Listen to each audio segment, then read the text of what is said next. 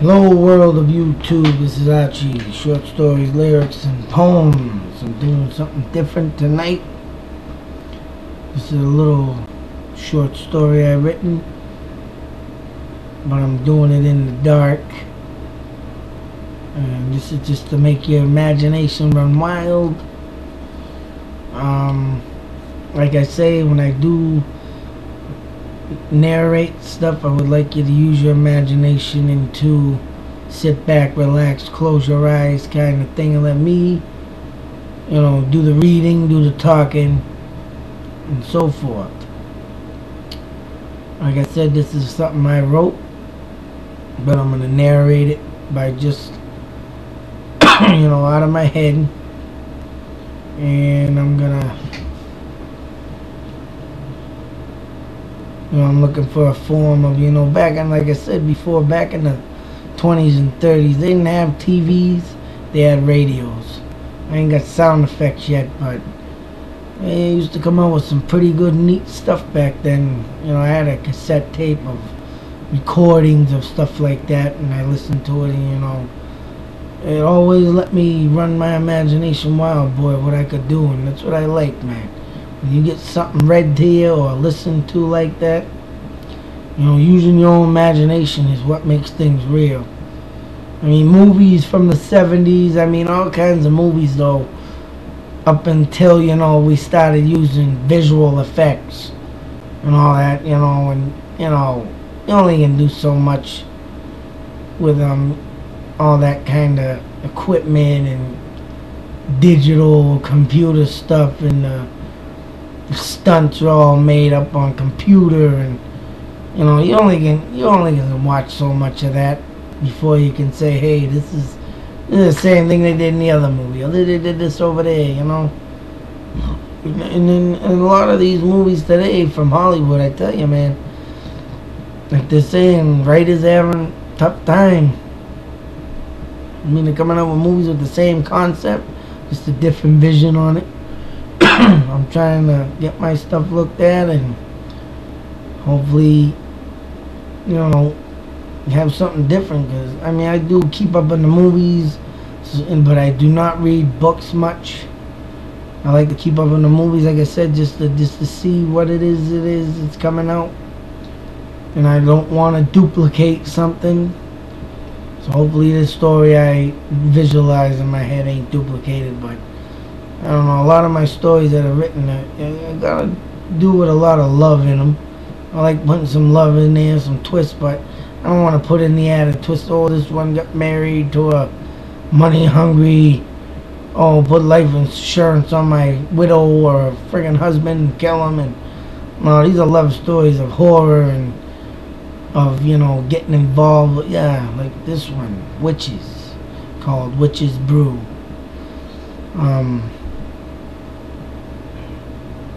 I got other stories all written out, and I'm going to go over some of them, but this one I figured I'll try it out, because like I said, there are not many witch movies out there if you think about it. Yeah, they got movies like Witches of Eastwick, or with, Cher and Jack Nicholson. Or you have Hocus Pocus, all comedy movies of witches. Or Bewitched comedy show. Every I ever saw to do it. The only thing, that came out pretty much about a witch was Blair Witch. And that was, I don't know, people ragged on that because it looked fake or whatever, but if you think about it, and if you put your imagination to it like you're supposed to in a movie, you think about it, getting out in them woods and getting lost and going in the same place at all this time, and hearing friggin' noises out there, and you don't know who's out there, or blah blah blah, Come on, get realistic. At least they didn't use visual effects in their movie. They were right out in the woods. That's what I like about movies like them. Or I even like the movie Paranormal. When you see the lady get dragged off the bed, stuff like that.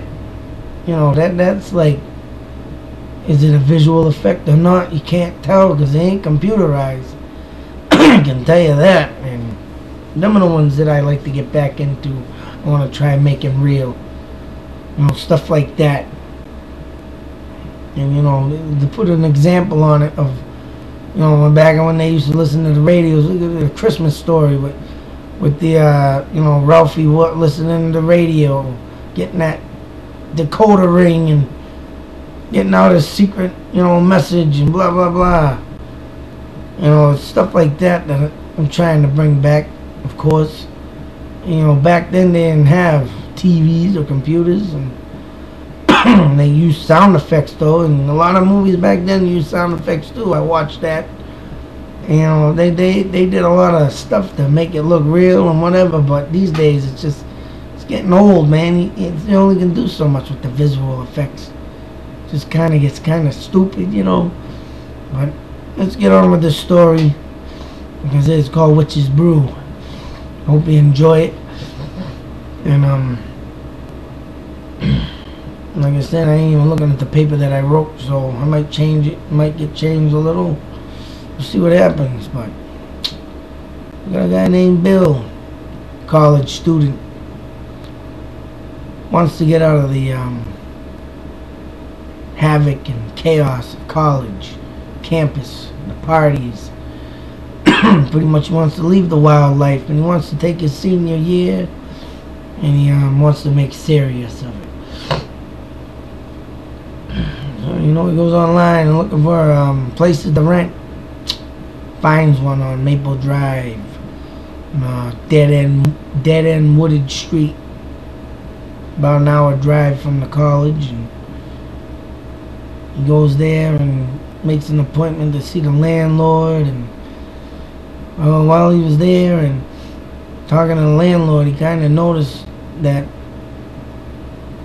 people there don't stay there long, and there's only like a few families that stayed there throughout the years. He said that this building's been built, couples, and he said all of them stayed there for a good quite while, and then ended up leaving all their possessions behind, moving out in the middle of the night, telling Bill that he didn't know if the place was haunted or they just couldn't take the quiet dead end street that some people pretty much, you know, come from the city and used to all that noise, and come out in the woods, you might go insane.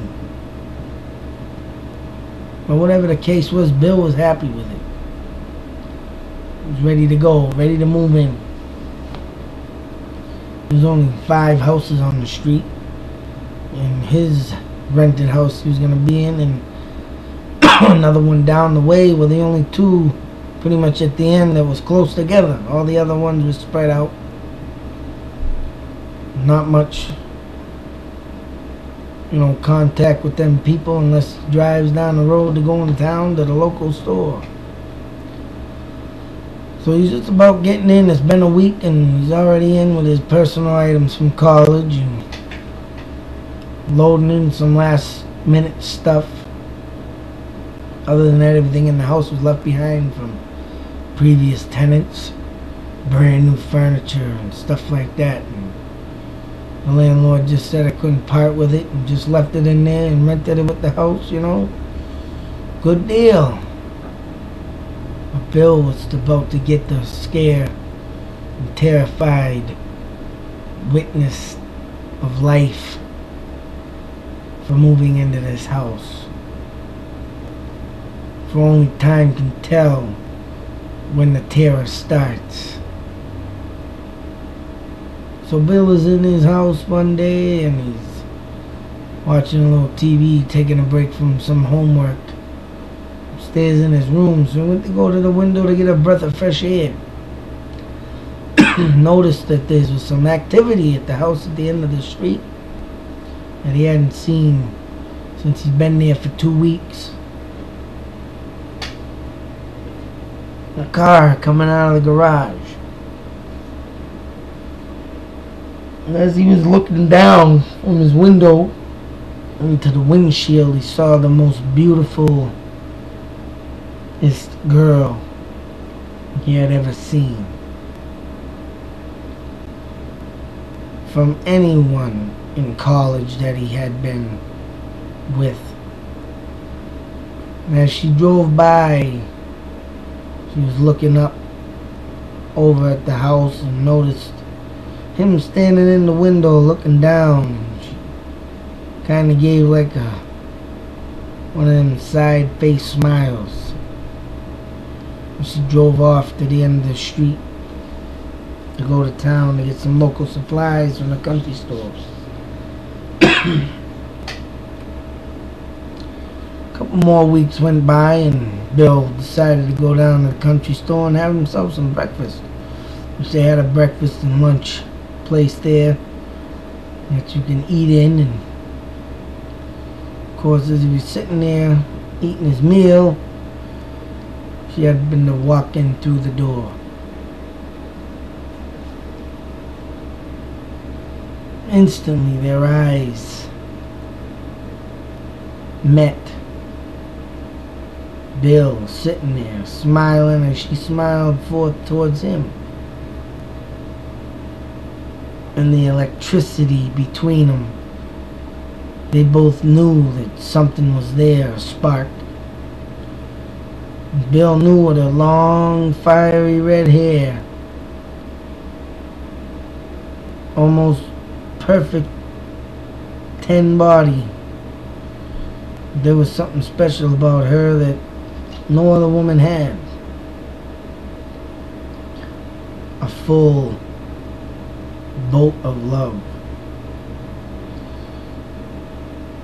He made his way to her and asked if she'd like to have something to eat with him, and ended up taking it off and eventually making a morning date every morning, 10 a.m. But Bill found it funny that she had to be back home at a certain time.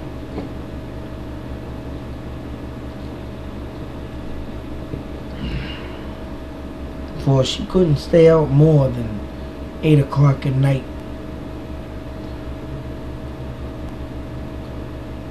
And Bill started to get curious and ask her why as they kept going out and eventually going to the movie house, and Felicity was her name. And it was just, everything was right. But Bill felt down deep inside that something was terribly wrong. For what full-grown woman would have to be home by 8 o'clock?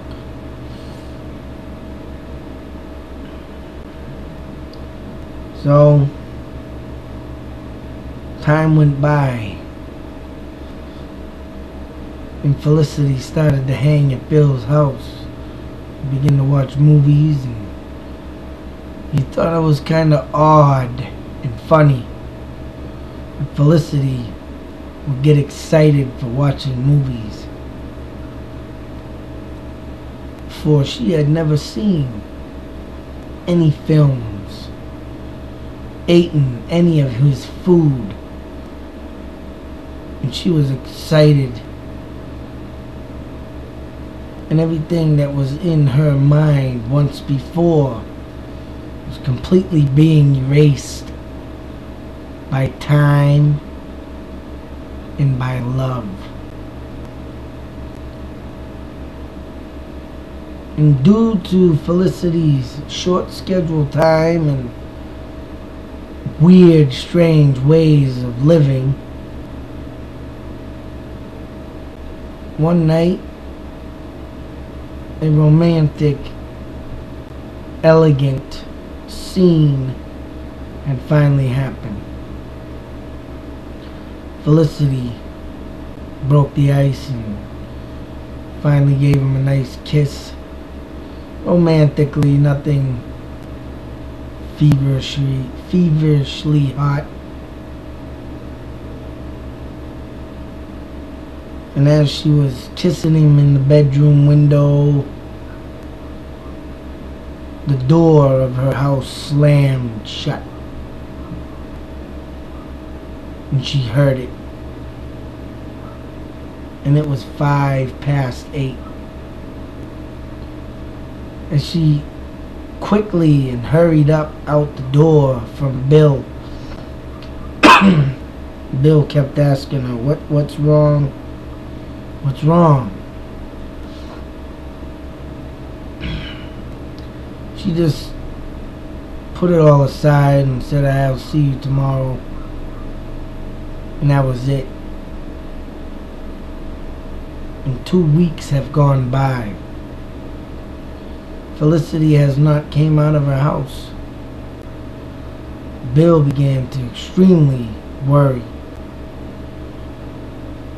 As for she told him about her mother and her ways of how she is not to be around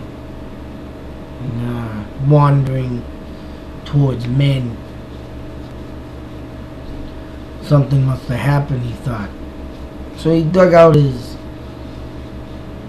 camera that he used to love to take pictures, and he still does, but hadn't had time to do it, as that was one thing he wanted to do also, as moving out of the college way and moving into the life of the wilderness to finish his senior year in college without the havoc and chaos.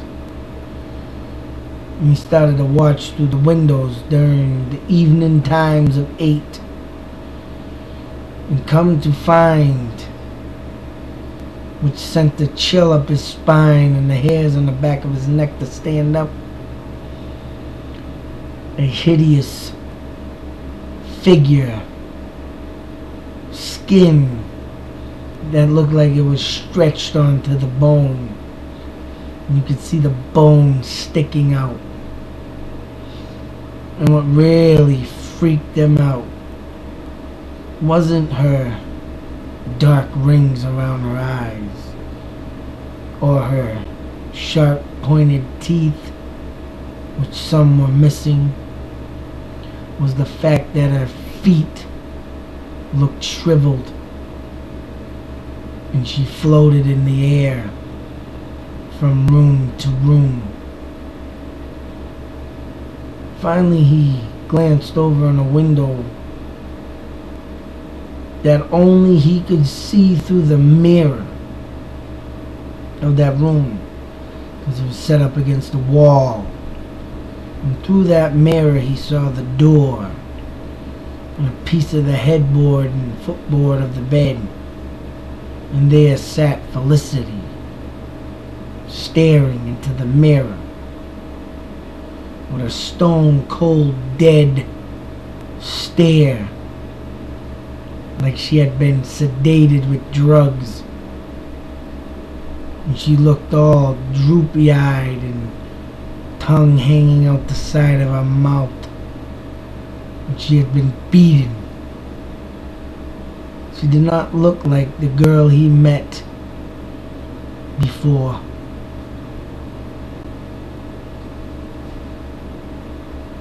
And he sat there and stared at her. Tears filled up his eyes. And she did not understand what was going on. And not any sooner that his thoughts were rolling through his head, he saw the door slowly creep open in the mirror. And there stood the most hideous looking person he had ever seen. The light shimmered on her face, and her dead, evil, stone cold look. And it was almost dark, around 9:15, and it was quiet out, summertime, and his window was wide open, and so wasn't Felicity's a crack. The woman that stood 6.5 feet tall began to speak, and it was a deep, dark, heavy voice, not like a man's, but just pure evil. And every time she'd stop talking, she'd growl.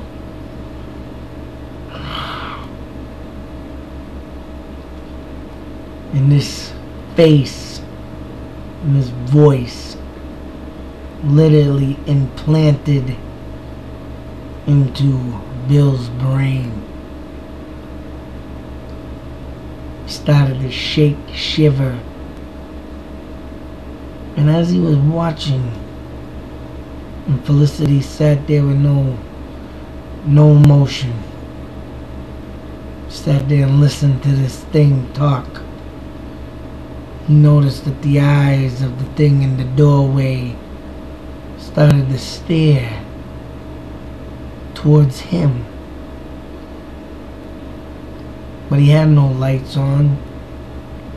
He had nothing on. And she started to float towards the mirror. And she stared towards him. And he could see her teeth grinding, slowly moving forward in the mirror, and the close-up of her face. Literally his heart started bumping. A shock went up his spine, and he threw the camera down, got out of the window.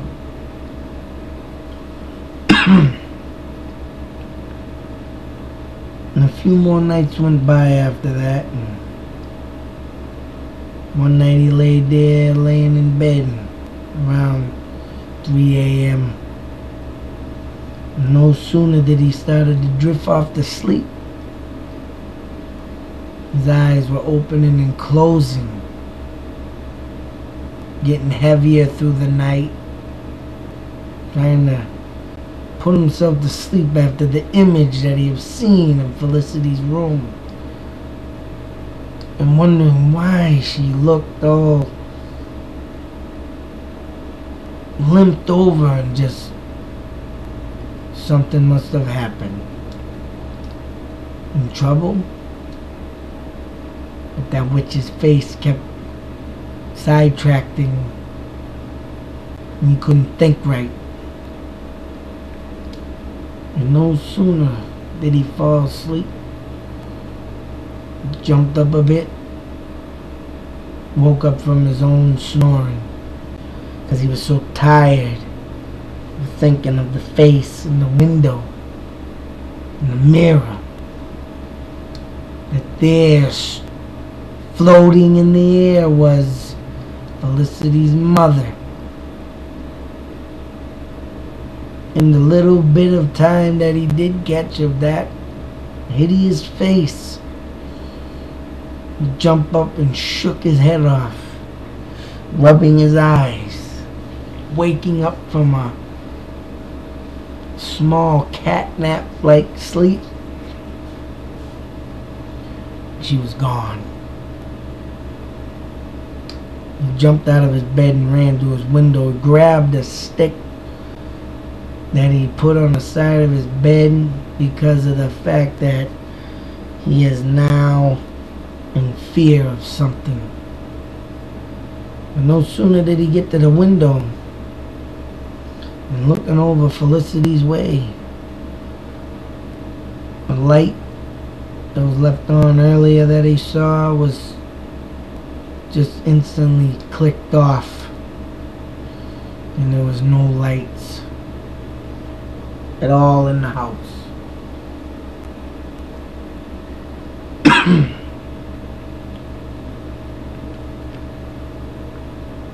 One day, Bill was outside cleaning his car and washing it up a little, getting a little time off from his work, trying to get out of his head what he saw, and just putting it in his head that it must be over between him and Felicity. And no sooner did he think that in his mind that it was over, Felicity ran out of nowhere and told him to come upstairs to his room.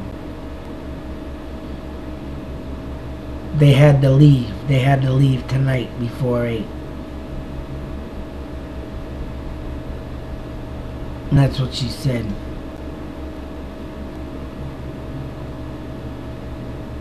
But it was 7:30 in the evening. She did not realize this. And she wanted to get things and wanted him to help her. And by the time it was all said and done,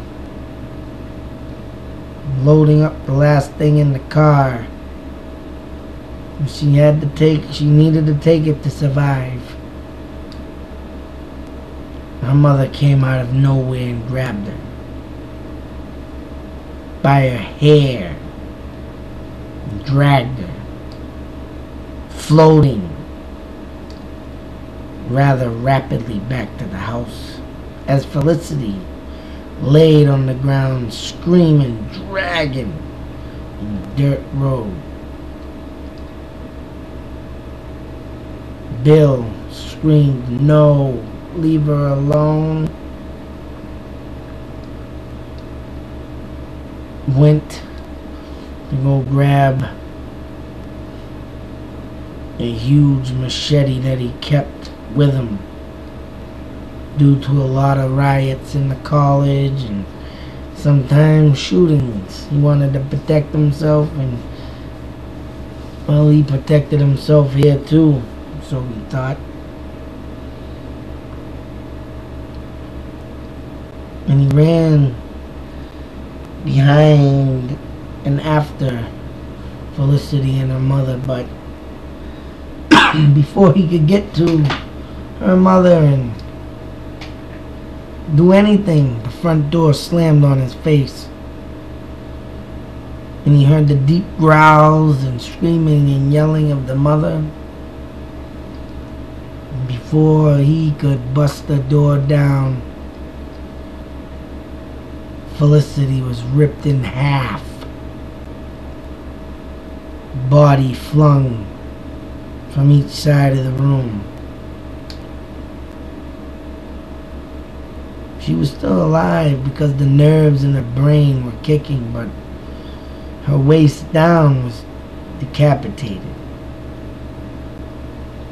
No sooner did Bill slam the door down, started to swing furiously at the mother, but he had no power. It was all done. She was too strong. Swinging and swinging. She grabbed the knife, turned it on him, and shot it right up in his stomach, right out his back. Felicity, still alive, screaming, "No, no, no." Bill dropped to his knees on the floor, and the power of this 6.5-foot woman took the knife and picked him up with it still in him, and she tugged and tugged and tugged until it literally came out of his skull, cut him in half, and each side of his body dropped to the floor as his legs dropped motionless, dead. The end. So like I say, hopefully you enjoyed this story, and stuff like this is what I like to have for an imagination. You see it, you think it, and try and make your own thing of it. You know, like I say, back in the 20s and 30s, that's what they used to do. You sit here, you stare at the screen or the radio, and there you go, man. Use your imagination. So hopefully you have, and hopefully someone checks this out. And if you like it, thank you. If you don't, thank you anyways for watching. But I'll have some more stuff up, and I'm getting prepared to some lyrics up. Other than that, thank you YouTube for listening. Have a great night. Sleep tight. Don't let them bed bugs bite. Later.